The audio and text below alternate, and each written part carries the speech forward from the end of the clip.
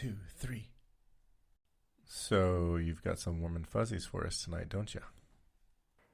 We have a lot of warm and fuzzies for us tonight. So as we record, roughly, an hour and a half ago, the CDC approved the use of the Pfizer vaccine in pediatric patients ages 5 to 11. And this follows the previously announced FDA approval for emergency use, and then the council recommendation unanimously for use, which was all a requirement prior to the CDC receiving the recommendation, which means that as of the point of the CDC approving the recommendation, we can now move forward. Like that was the last administrative hurdle. Pediatricians can start dosing kids up with this stuff. Right. Yeah. Let me say it that way because I'll make everyone feel real good about it. Yeah. And so now it's all a logistics issue, and we know that the federal government already secured something like 28 million doses of the reduced potency pediatric variant of the vaccine, already started distributing them. Exactly what that timeline looks like, of course, will vary by state. I did see that, I think it was Vermont, was ready to start tomorrow. Yeah. So as we record, that would be November the 3rd. I think a lot of pediatricians' offices are going to be ready to start tomorrow as well. So it's exciting. Like, I'm really excited. Just, it's another step towards, normalcy. So I don't even know how to imagine the sense of relief that I will feel 5 weeks after my children get their first dose.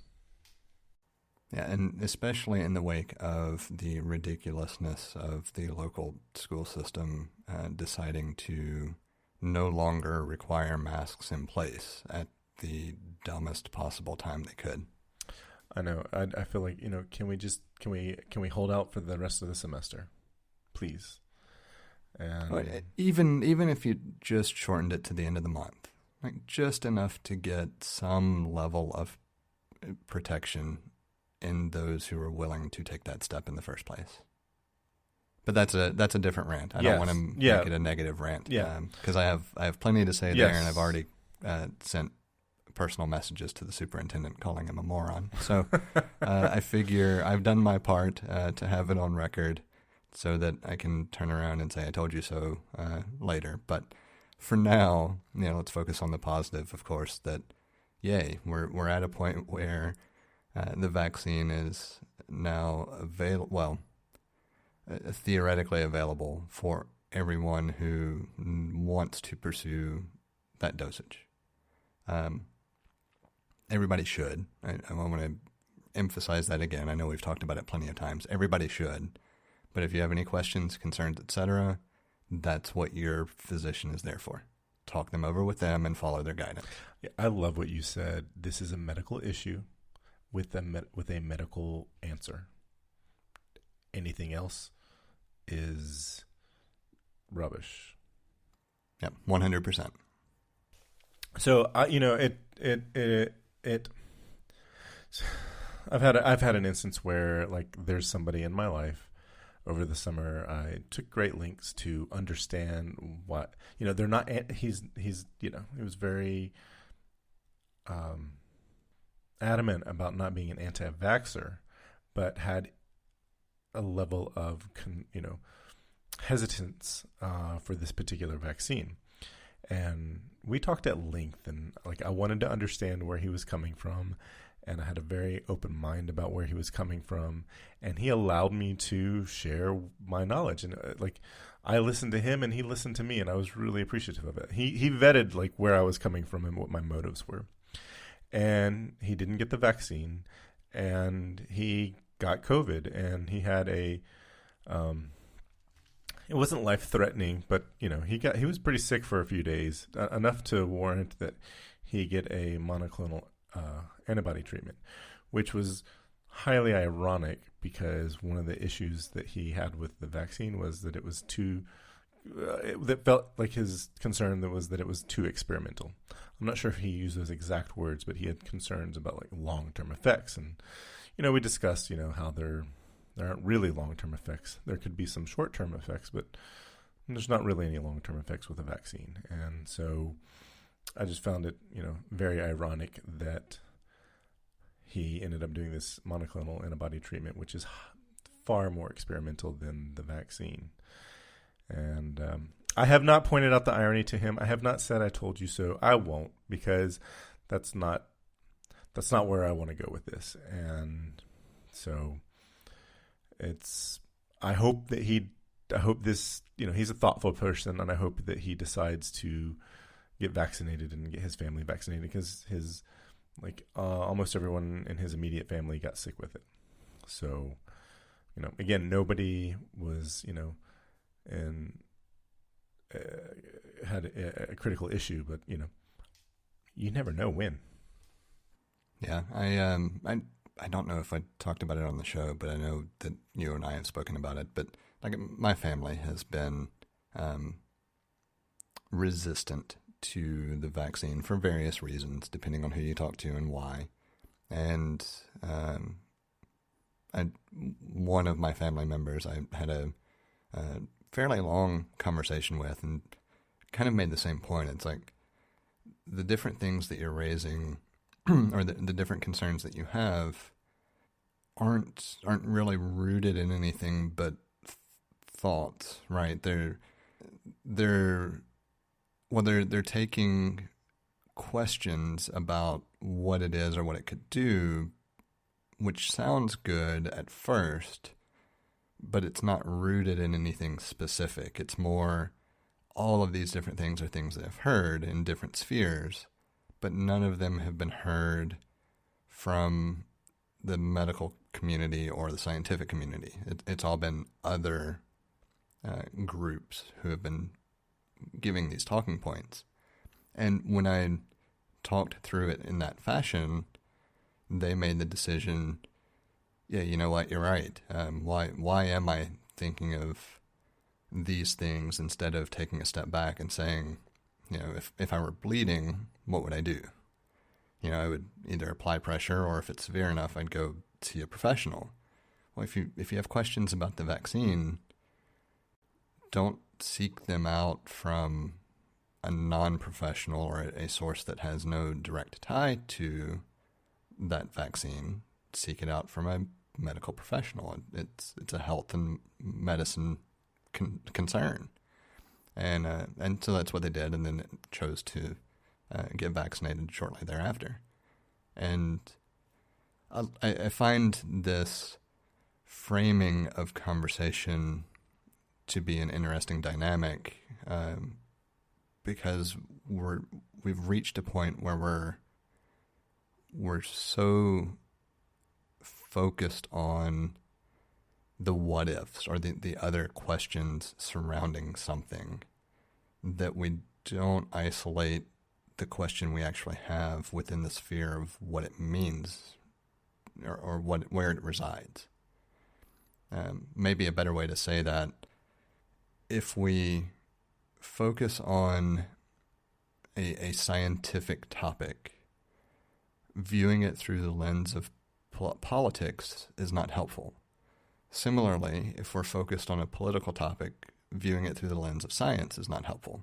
You have to have your perspective and analysis of something also reside in the same sphere in which that something resides. Otherwise, you're not doing yourself or anyone else any good. Yeah, I agree. And I don't think there's anything wrong with having these kind of questions, or like unrelated questions. You hear people talking from an unrelated field, but it's like, let's find out what the people who know this field. And, there are doctors out there that aren't going to give the advice that maybe like I understand to be the correct advice. That happens. But if you look at the entire field, the top minds that are working on this, that have been working on this, they're the consensus among them is good. It is clear. And so as an industry, if you talk to almost all virologists, there's probably not a single virologist that would tell you don't get vaccinated unless you have some medical condition that would prevent you from getting vaccinated. So yeah, the way I was going to phrase that, as you were talking, I was thinking about the easiest way to summarize that is the overwhelming majority of specialists have been unanimously consistent in what they recommend as the course of action. Yes. I appreciate the succinctness of that. and part of where a lot of those conversations come from concerns that aren't actually tied to the vaccine itself, right? If you start talking to different people and start getting their views on the issue that they have, it varies, right? A lot of them, the issue isn't with the vaccine. The issue is with being forced to receive the vaccine or suffer some consequence. Yeah. This is where it's better to be able to understand the point that someone is concerned about, which may not actually be trying to do the right thing or trying to protect others or protect themselves directly in this case, but understanding that a lot of the different other points that are made, from different other fields or specialties are not well explained a lot of times about what the actual issue is, or they get twisted based on people's interpretations or things of that nature. But a perfect example would be someone who is in favor of the vaccine, chose to get vaccinated, it recommends, other people getting vaccinated, but is opposed to mandates in place forcing vaccination upon, the workforce or specific groups of people. And the reason I phrase it that way is because mandates have been not ubiquitous in exactly what is mandated. From the federal side, the mandate is what employers of 100 employees or more and federal contractors, that kind of thing. There's some gray area on where that cuts off. That's all I'm kind of emphasizing. It's the vaccine isn't mandated. It is just that if you fit in this category, if you have employees that aren't vaccinated, there will be a fine, and testing will be required at certain intervals. I think it's weekly, depending on. Well, the main reason I mention it the way I did is because each company is able to interpret that mandate slightly differently. And so you hear some stories where the company has chosen either vaccination or termination. New York City's police department, I think, is a good example, where they ended up with less than 0.1 or around 0.1% of police officers choosing unpaid leave over vaccination. Well, I mean, it's There are just different ways that it's being driven and enforced. That's all I'm kind of pointing to. Yeah. But the reason I'm pointing to it is because it does pose an interesting question. What is it that brings hesitance to supporting a mandate? And in anecdotal conversations, I don't have a large sample size, so I don't have a scientific consensus to draw from. But generally speaking, what I have heard more often than not is that the opposition is, sure, I support this one, but precedent means that if something can be mandated now, other things can also be mandated in the future. Maybe I'm not on the supportive side of that one. How do I reconcile that thought process? Right. And I have a lot of thoughts on that. But I don't want to skew it yet. I want to mention this as a precursor to kind of what we'll start to tackle as a part of the main topic for this evening. As an individual, how do you go about formulating your philosophical or political or social ideologies and thought processes around those levels of dissonance where you see something, you agree with it now, but you're concerned about the ramifications of that agreement at a future date where you may not be in agreement with what's mandated? Because this is honestly something that's existed since government was formed and will continue to exist until there's either no world for which a government can operate or complete anarchy ensues. Yeah. This is not a novel question. On one end you have the state of nature, and on the other end you have, totalitarian dictatorship. Maybe there's something, more extreme than either of those, but, those would suffice for this conversation. But, there's been, I remember I wasn't around when seatbelts were mandated in cars. But there were people that were upset about that. I think a really good comparison is bicycle helmets. In the state of Alabama, if you are under the age of 16, it is illegal for you to ride a bicycle without a helmet, and a child's parent can be fined, or there's some legal issue that can happen if a child is caught without a helmet and the parent gets in trouble, or the guardian. But over the age of 16, it's not required, and that's fine. It's kind of like you're free to make that decision, and it's a bad decision. I did a significant amount of riding in my bicycle in 2017 without a helmet, and I'm quite lucky to have not bumped my noggin. And it's really interesting to say, okay, you have that freedom, but guess what? If I choose not to wear my helmet, I don't hurt anyone else. Like, I don't bring physical harm to someone else.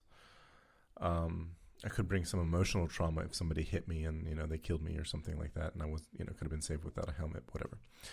But this is a matter of, we have to protect other people. So we have to protect, like the helmet is required for children because they need to be protected. They are at an age where they might not make the right decision because they're young, they're developing, they're learning. And so a mandate is put in place. Practically the majority of the vaccines that our children get as routine vaccinations from the pediatrician are mandated to go to a public school. And eventually, if you were to homeschool or go to a private school that doesn't require these vaccines, if you want to go to most accredited and even unaccredited colleges, they're going to require vaccinations. So the law is written in such a way that they can mandate that, and they can deny admittance without that. So where this is a matter of public health, people were given the opportunity to make the right decision. Many did not. And so now it's time to enforce making the right decision, or the chance to make that decision has gone away, and now we must enforce it. Now, we live in a country where we can't require every individual to be vaccinated, but we can make it very difficult to live in this society without getting the vaccine, and that's what they're doing. And this does not scare me, because this is a matter of public health. This is the place where this is the right thing to do, because this is what is protective of other people. And there are many instances where other things are mandated through law that are designed to protect citizens. The thing that concerns me far more than this potential stronger vaccine mandate is the goddamn Patriot Act. I've been concerned about that for the past 2 decades. It is fucking garbage, and it is far scarier than any vaccine mandate will ever be. I don't know why people don't understand that law, that act, is one of the most intrusive and unpatriotic pieces of legislation that has ever gone through Congress. Every congressperson that voted for that is a piece of shit for that.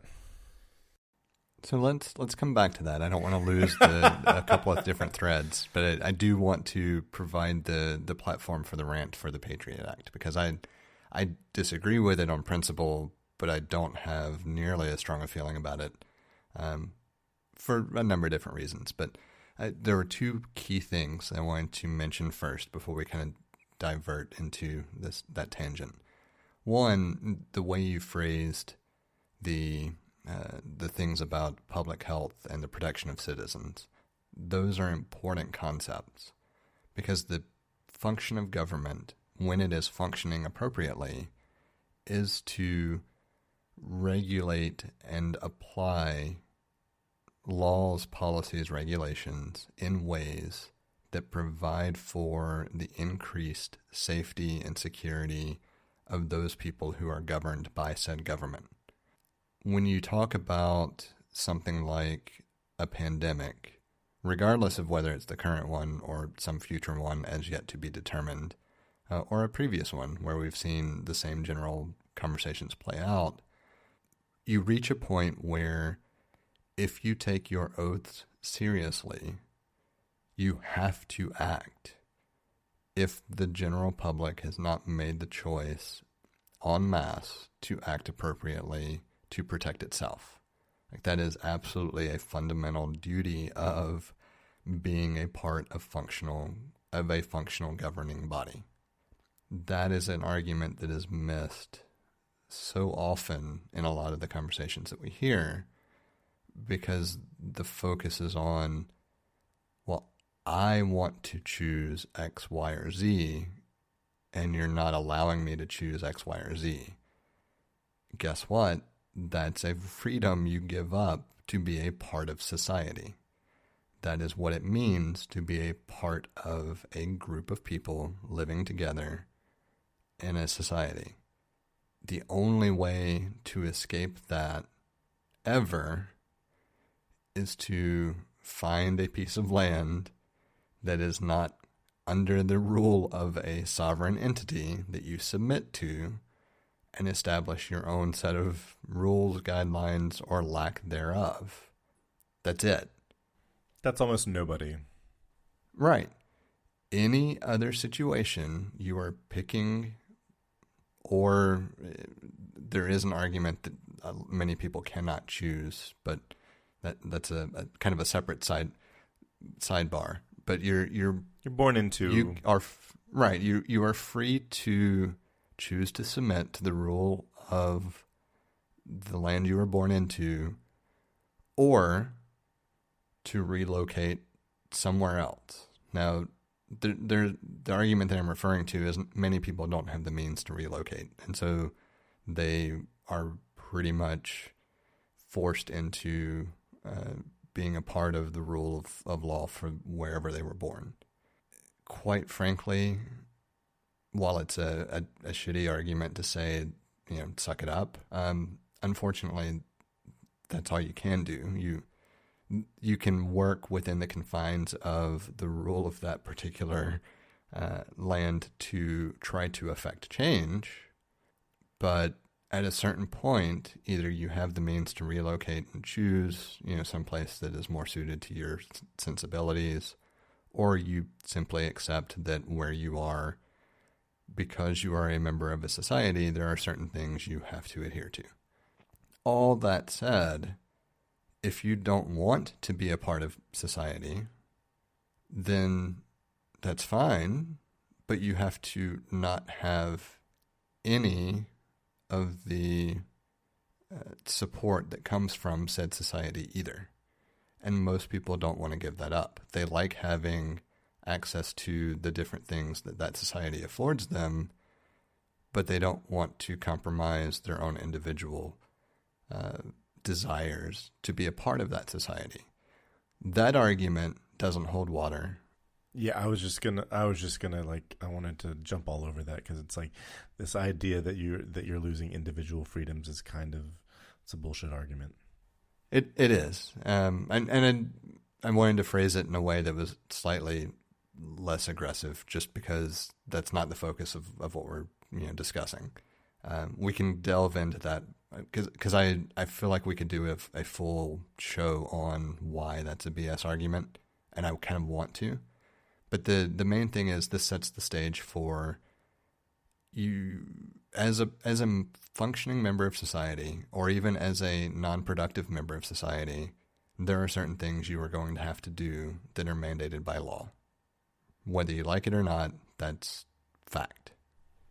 I mean, we could all agree that our tax system is ridiculous. Like it's designed. There's so many things that are. Yeah, I mean, it's designed to be ridiculous. It's designed to perpetuate corruption. It's designed to hide things. Like our tax system could be so much easier and streamlined. And we all have to pay taxes, and you really, unless you are sophisticated enough to start moving money out of the country or have enough money to move out of the country, we're all being penalized, or we're all subject to this tax system. And if you try, like, even if you're a lot of people that are fairly well off but not in the top 2% have to do this. There are a number of multimillionaires that have gotten in trouble with the IRS. And you know what? The IRS, they made up the rules. They don't have to, they don't have to play by their rules, and they have unlimited resources, practically unlimited resources. But there might be an argument against the latter relatively recently, over the past 3-4 years, but that's a separate thing. The point being is we're all born into this and used to it, and we do it, and we might complain about it, but none of us have really done anything about it. We haven't complained nearly as much about it as people are complaining about masks and vaccines. And masks and vaccines are saving lives, and the tax system is breeding corruption. So if people were this adamant about our tax system, I'd be like, I get it. I like, you shouldn't do it in such a way that you would be considered a domestic terrorist, but I understand how upset you are. Well, it goes back to people latch on to the things that they feel personally affected by. Affected's not the word I was looking for, but I couldn't think of it off the top of my head. Aggrieved by, that's what I was thinking of. So the kind of reining it back in real quick before we go through the tangent. Again, the baseline focus, or the baseline premise, to make sure that it's driven home, is that at a point where the governed body does not advance safety and security at a reasonable pace on its own, that is when it is governmental responsibility to find ways to accelerate said safety and security for the majority, right? That's a fairly basic premise. What that leads to are controversial decisions, predominantly from the extremes on either end.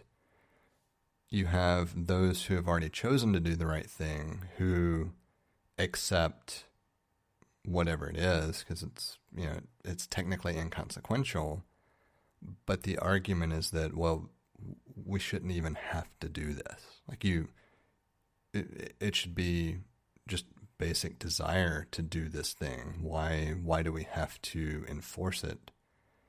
Versus the opposite extreme of, and the only thing that comes to mind is, you can't tell me what to do. It's that mentality. It is, and quite frankly, that's bullshit. The government can tell you what to do any day, any time of day. That's the function of government. We don't have to like it, and you can certainly be upset with decisions, but you still have to comply. And if you don't, you get in trouble. Right. Something, there's a whole penal code for this. So it goes back to the root question of what is your way of navigating decisions that, like today, maybe it's a decision that you agree with wholeheartedly and you 100% want to support, but you can objectively take a step back and say, I can understand the argument that I might not be on the supportive side of a similar mandate, in 10 years or 20 years, depending on circumstances. How do you reconcile the objective viewing of this being a potential way to do things in the future that may or may not be something I would be supportive of? Well, in a fairly low stakes scenario, I've done this. Well, let me add in, because it's not a fair comparison. Let me add in that what's the best way to kind of give a fair comparison? The reason I say it's an unfair comparison is what we're talking about now is the safety and well-being of others, right? And so either you have a mindset where you want to see that be achieved and you're going to be in support of that regardless of what style mandate's, forthcoming. Try to abstract it a little bit into this idea of mandates for something that affects you and your body in a way that maybe you don't understand. So not limited to something that is purely a health preventative measure, but maybe extrapolate it to the idea of, well, what does this mean for the next round of mandates? Are you going to have to carry papers to prove, whatever health medical status to do something, or the abortion stuff doesn't apply, but the same idea there, that you are not able to seek reproductive assistance or care based on a decision of what should be best for you and your situation. I'm trying to abstract the general topic a little bit beyond vaccines. So the idea is federal mandates on these things that affect us physically from a health perspective, not necessarily tied to this specific COVID vaccine. Yeah, like every time you have to go fly somewhere, you have to get scanned by an x-ray. You're shooting x-rays into your body that, at a high enough dosage or long enough exposure is bad for your body. When the x-ray machines were mandated, I was opposed to that. I'm still opposed to it. But I used to go to the airport and I would request a pat down. I was like, I don't want to be x-rayed. I'd like for some TSA agent to come and make sure that, I don't have any. I would actually go up to him. I was like, I need a TSA agent to touch me because I don't want to go into the x-ray machine. I was being an asshole about it. And I did it a lot of times. And then I just got to where it's like, you know what? It's actually not going to hurt me. I was doing this on principle because I didn't like how that they requested this. It's a little bit, it's like we're doing this for the safety of everybody who's flying. That's the idea. Whether or not they're accomplishing that or not is not relevant. But the idea is that we do this invasive scan of your body with things that are known to be harmful to your body for the safety of everyone that wants to fly. Now, there is a level of the amount of x-rays in which you're bombarded with will not hurt you. I don't know how much you have to fly for it to be problematic, but it's I'm not sure that it's possible. And that's kind of similar. Like, we know that this vaccine might be harmful to some people, but you know what? The disease that it's protecting against is far more harmful than the potential side effects of the vaccine. I mean, the original polio vaccine that was so problematic that they had to develop a second vaccine for was still recommended because it was far less harmful than the disease itself.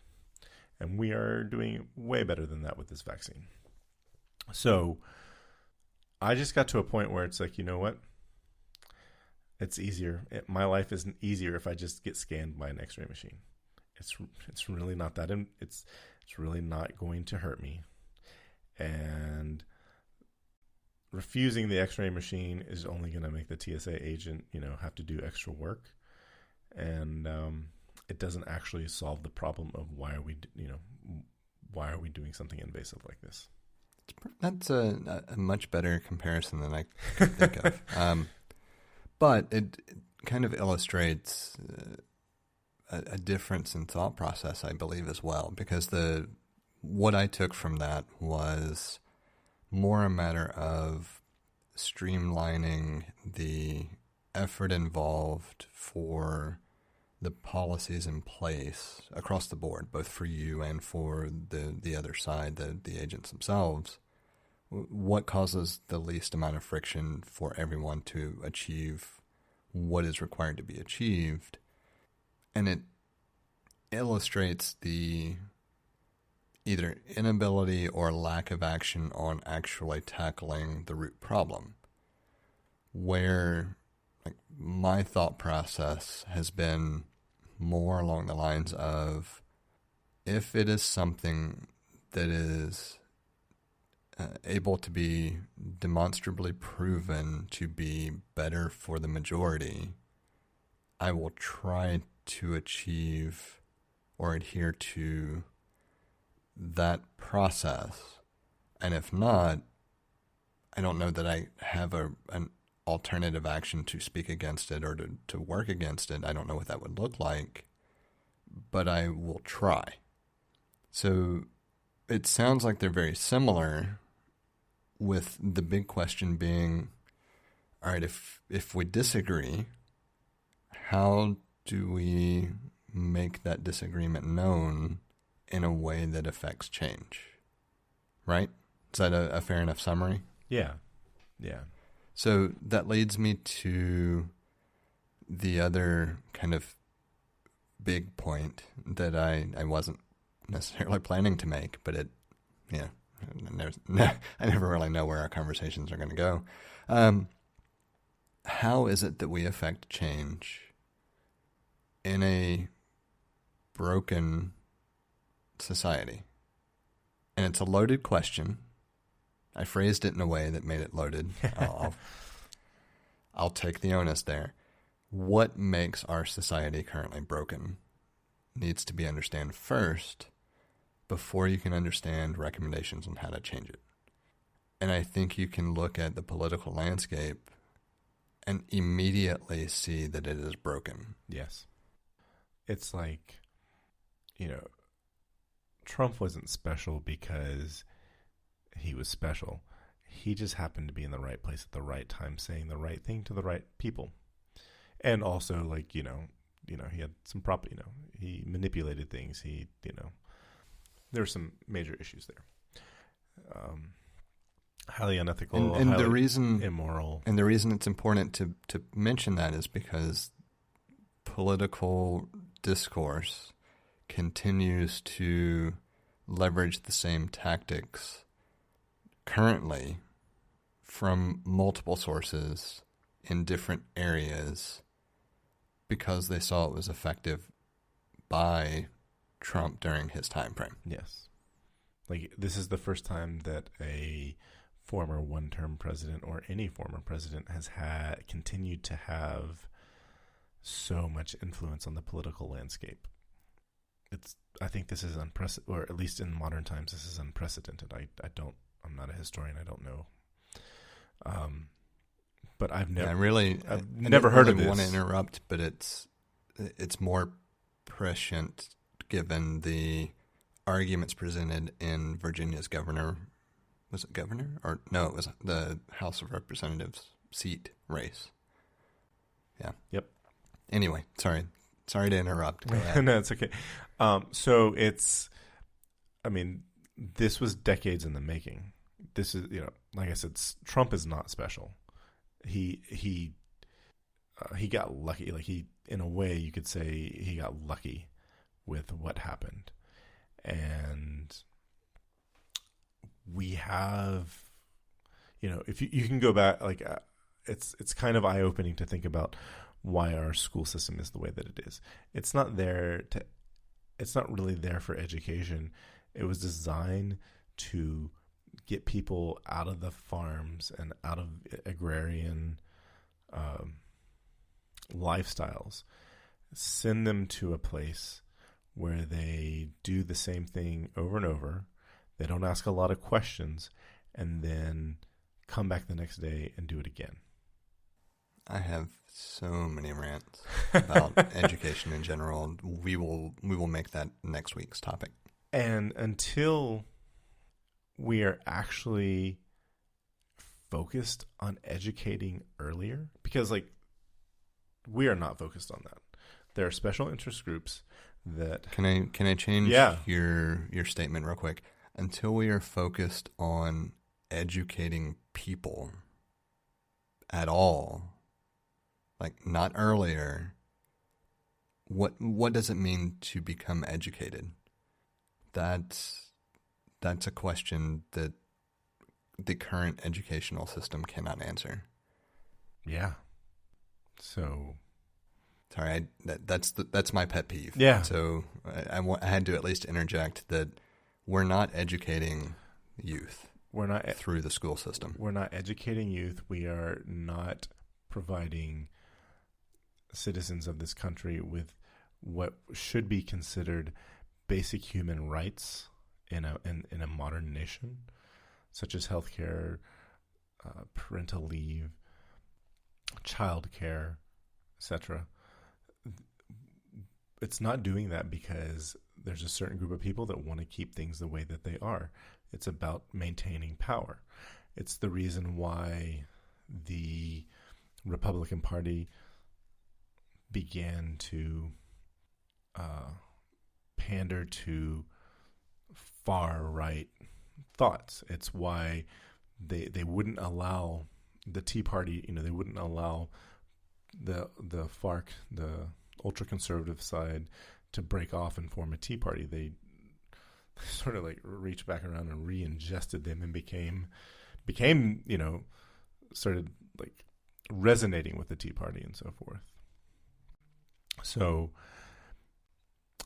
there was a study that was done at Princeton that showed that pretty much all laws, whether they are unpopular with the citizens or highly popular with the citizens, get passed around the same rate. I think it's something about a 30% passing of laws. 30% of the laws are passed regardless of how popular or unpopular they are. But if you are either a special interest group or basically an organization that can pay lobbyists to push your agenda forward, that has a significant adjustment on how laws are passed. And until anti-corruption laws are passed, I think we're going to continue to see the same problem. And it's something that has to start from a grassroots level. It has to start from, state to state until it gains traction and becomes federal, until we start seeing federal anti-corruption laws. But that's our crux. Well, the way I would address that is what our government currently looks like is a government of individuals serving specific interests representing said interests and governing according to those interests, right? And then being taken care enough. of, and then being taken care of by those interests when they decide to retire or move on from political servitude, such as right. it is. And the point that I would focus on is that is not how the government was founded. The government was founded to be a government of the people, for the people, by the people. I mean, it was specific people. It was mostly just white males that was founded for. But we have changed that, and because we have the power to do that, the point is that the principle remains the same. Yes, the government should not be a government of lobbyists for lobbyists by lobbyists. It's certainly gotten there, right? And that's the point that I'm making. Not saying that the founding fathers weren't without their faults. Right. There are plenty of things we could discuss there. The point is that the framework that was set forth was that the people should be able to govern themselves by electing representatives from said groups of people to represent said groups of people in government. The framework was correct. We just said, oh, we actually are going to consider these people and not people. Right. I do like the way you said that because it's perfect. What it comes down to is the way to affect change, the question that I posed originally, the only way that we can affect change is through voting out those people who are not representative of the people they are governing. Right. This is easier said than done. Yes. Obviously, because of the nature of our economy and the fact that in order to become visible enough to become elected, there's a certain amount of wealth that must be accumulated, which automatically disqualifies you as being representative of the people you are supposed to be representing. That's a whole separate discussion, and I don't have answers on how to fix that. But what I can point to is that fundamentally, that is where the change has to occur. And someone who is far smarter than I am at how to organize that change should float some ideas, gain some traction, reach out. Hell, I'm more than happy to try to shout said message into the void of like 10 people who listen to the show. But it has to start somewhere. Yeah, it's more, and it's not going to start at the top. Yeah, like I said, it's got to be a grassroots movement, and I've been working on some ideas that I have for the coming midterm elections, and you know what? It's probably going to be far more important that I focus on local elections and state level elections than national elections. They're still important too. I'm certainly voting against. I'm voting for whoever Mo Brooks is running against for that open Senate seat. To be honest, I've actually considered focusing on like the governor position and race and starting there. That's also a thing that I've got concerns with as well. So I think so if you think about state politics, they're kind of small fish in a big pond, but as a citizen in a state, because people in the state don't tend to focus on state politics, you end up being a big fish in a small pond. And so I'm pretty interested in understanding more about state level politics right now. I've considered labeling myself a Republican and running on the ticket for governor of Alabama. I definitely am voting in Republican primaries. Like, I am far from Republican in thought and positions, but I find it really important that I start voting in Republican primaries. I think that, I love this idea of, if if every Democrat in this state decided, hey, you know what, we're going to vote for in the Republican primaries, huge swing could happen. So you want to affect the NRA? Become a member of the NRA and talk about how you don't like what they're doing. Like if 5 million gun rights activists wanted to affect the NRA, we would join the NRA. So I don't remember who said this, and it really gets to the heart of the matter. And it's just like Congress is Republicans and Democrats arguing on Twitter about their positions and then going in and having like a 75% voting, their votes matched like 75% of the time.